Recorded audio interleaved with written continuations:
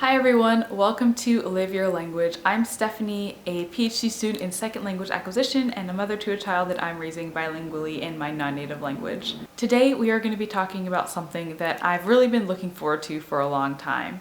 So we've been in this journey for 2 years now, and I thought this would be a really great time to just reevaluate what's been working for us and what hasn't been working for us. So if you haven't already seen them, you can check out my other videos on the language progress that we've made with my son. But today I'm going to be talking just about our bilingual parenting methods and how they're working for us. So we are using the one parent, one language method, which means that I am speaking the minority language with my son all the time, which is French, while my husband is speaking English to him all the time. So in our case, it was really the only option because my husband does not speak French. In fact, he's monolingual, so his only option really is to speak English. We chose this method for that reason. So overall, I want to say that this method is working really well for us. My son is speaking more and more French every single day, and it's really incredible and heartening to see that this method is actually working for us. Especially as a non-native speaker, you always have your doubts and wonder if things are actually going to work. So it's been really pleasing and super rewarding to see that my son's dominant language actually is French, and he's constantly responding and saying things in French all the time. But of course there are some downsides to this. For example, it puts a lot of the pressure of providing the bilingual input on me. As the only person who is speaking the minority language in my son's life right now, it's sometimes stressful to make sure that he's getting enough input. But I talk about this in a previous video, which I will put the information for in this video. But especially as a non-native speaker, it's really important to lean on native speakers and the support that they can provide and just to find them. As non-native speakers, it's just impossible. You can't do it alone. You just can't. So do your best, but don't feel like it's all on you. A lot of the things that my son says, my husband does not understand him at all. He'll often ask me what he's saying, and I have to attempt to translate for him. I often know what he's saying, I don't always. It's definitely one of the downsides. It's too bad that my husband isn't able to experience like all those cute little pronunciation difficulties and his first attempts at really difficult words or long words. My husband can't really share in that, no matter how much I explain it to him. It's just not the same as if he had done that in English. But the plus side is that he is starting to become more and more productive in English as well, and he's also making the same mistakes, and his language development in English is starting to become more and more apparent.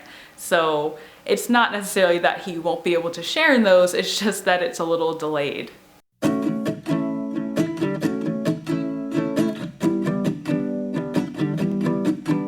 One of the reasons why I think this has worked really well for us is that I have kind of taken a stricter approach to the one parent, one language method, in that I choose to speak French even with my son when my husband is around. I know there are some families who decide that in the evenings when the other spouse comes home, that just becomes like majority language time, but I have decided not to do that. And one of the reasons why I did that was because I read a study by Houwer where she surveyed a bunch of families that are doing the one parent, one language method.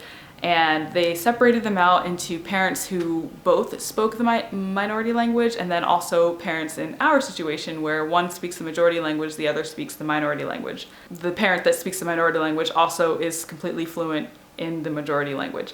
And what the study said was that those in our situation have the lowest chances of having a bilingual child that ends up as a productive bilingual. So a lot of the kids in the study, even those with two parents that spoke the minority language fluently, often ended up with children who would understand what they were saying but would respond only in the majority language. So learning that my situation, if I chose to go forward with it, would be the least probable situation for having a productive bilingual child, which is what I would really love, I approached it very strictly. And yeah, that study just kind of scared me. So I think that's one of the reasons why it's been working really well for us. Another reason why I think this method is working really well for us is simply because I have a lot of support in my own home.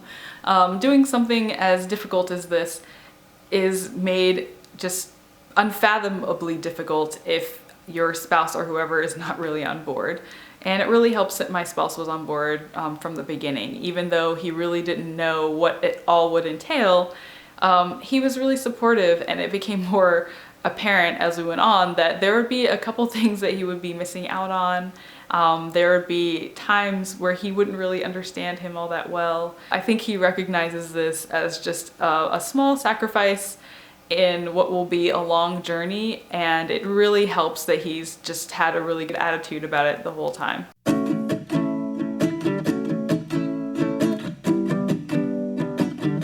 While I was looking up all of these milestones and what's expected for a 2-year-old versus a 3-year-old, I'm realizing more and more that grammar is becoming more and more important.